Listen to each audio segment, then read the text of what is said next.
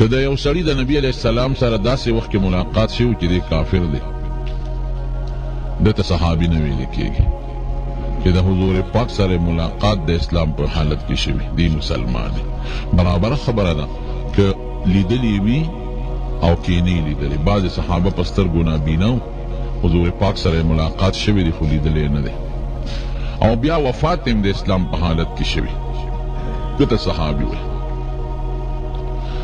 صحابه کرام د حضور پاک مبارک په زمانه کې دوه ډلې وي، یو ته مهاجرین وي او بل ته انصار وي.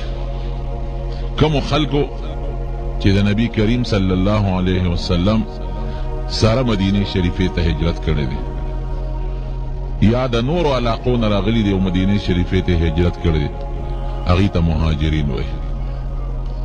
او کم خلک چې د مدینه شریفه اوسیدونکي خلک او د بهر نه چې کم خلک راغلي دي مهاجرین، د هغوی نصرت یې کړی دی، د هغوی مدد یې کړی دی، د هغوی مرسته یې کړې ده، هغوی ته بیا انصار ویل کېږي. او قرآن شریف کې خدای پاک د دواړو ډلو مستقل ذکر کړی دی.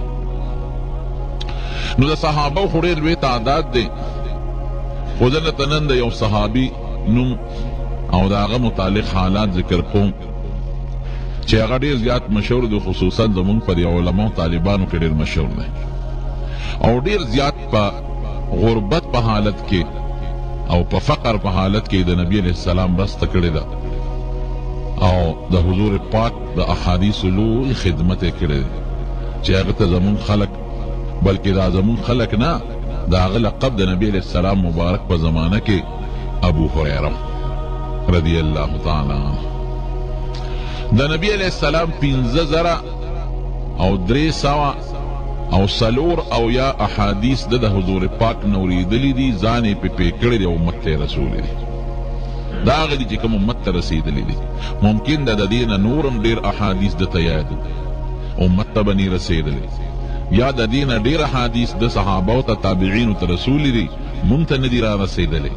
خو دا هغه احادیث دي چې دا مونږ ته د دې مبارک صحابي د خولې مبارکې نه دا الکبارو باسې تاسو ولې دغه او بیمار دی غریب په مختلفو طریقو او واسطو باندې د نبی کریم صلی الله علیه وسلم نه دلته مونږ ته را رسېدلی دي.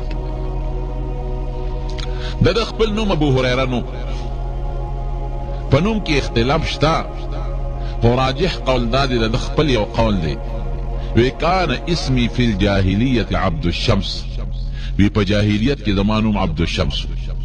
جاهلیت کې خلک مشرکان او شرکونه به کول، نو خلکو به چا ځان له عبد الشمس نوم کې خو د انور مرئی او د انور بنده او د انور غلام عبد الشمس او د انور عبادت کوونکی، چا به ځان ته بل نوم کې خو چا بل د شریعت نوم بنو. نو د اسلام نه مخکې د کفر او د شرک په زمانه کې چې د کوم نوم عبد الشمس، د انور غلام، د انور عبادت کوونکی، د انور مرئی مثلا. وی فسمیت فی الاسلام بعبد الرحمن ابن صخر، وی په اسلام کې راته بیا نبی علیہ السلام یو نوم خود دی عبد الرحمن. په دې نومونو کې هم لږ اختلاف شته، خو دا د خپل قول دی چې مونږ ته را رسېدلی دی عبد الرحمن، او د پلار نوم یې صخر او د مور نوم یې امیمه دی. د یمن د علاقې سره تعلق لري، یمن کې، او په یمن کې یو قبیله د دوس ورته وایي، نو د هغې قبیلې سره د تعلق دی. وی د ابو هریره راته ولې وایي؟ په عربۍ کې اب پلار ته م وایي او صاحب ته م وایي، ملګري ته م وایي، او هریره پیشونګلی ته وایي. هرن یا هرتون په عربۍ کې پیشو ته وایي، او هریره معنا پیشونګلی. نو ابو هریره معنا پیشونګلی والا، د پیشونګلی خاوند، پیشونګلی والا، د پیشونګلی ملګری. وی دا ولې؟ نو دوه وجې دي.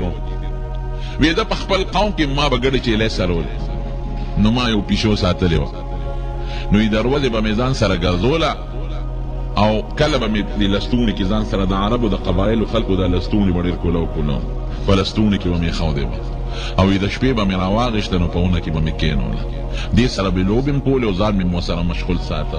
نو د قوم خلکو ما ته دا لقب راکړه ابو هریره چې پیشونګلی والا. لکه اوس هم چې څوک سپي ساتي خلک وایي هلکه هغه سپو والا، څوک چرګان ساتي خلک وایي چرګانو والا، څوک اسپه ساتي وایي هغه اسپو والا. نو ما ته خلکو پیشنګلی والا ابو هریره لقب راکړه. دیم روایت ته داسې دی چې کله نبی کریم صلی الله علیه وسلم ته مې هجرت وکړو مدینې شریفې ته رالم، نو په مدینه شریفه کې هم ما د پیشو سره شوق و مینه وه. خلک څوک پیشوګان ساتي، څوک مارغان ساتي. نو ما سره بیا به هم پیشو وه.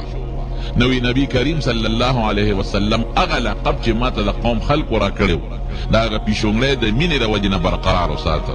وی حضور پاک راله هغه د جاهلیت نوم خو بدل کړه چې دا نوم دی غلط دی، خو هغه د ابو هریره پیشونګلی والا لقب یې راله برقرار وساته. نبی علیہ السلام په خپله راته هم په دې لقب آواز وکړي، یا ابا هریره ای پیشونګلی والا.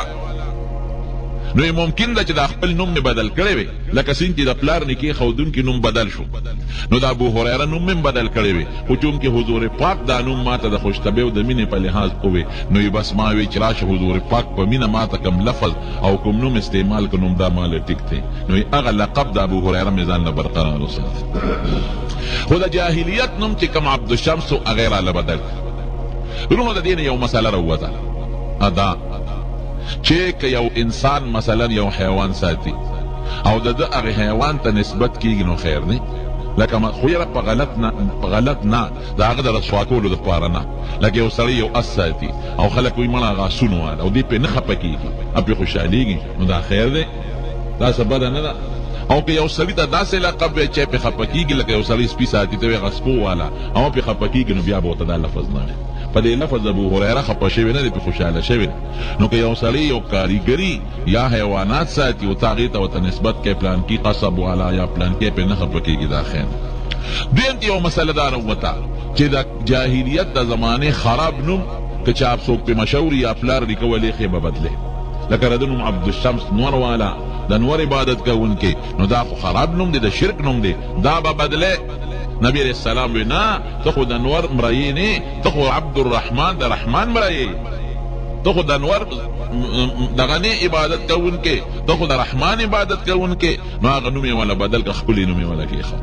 نو اوس هم مسلمان ته به خراب نوم نه اخلي، او که چا ځان له خراب نوم یې د ګناه نوم یې ښودي، نو که څوک پرې پیښ شو نو فورا دې والا بدل کړي. دا نوم بدلول پکار دی.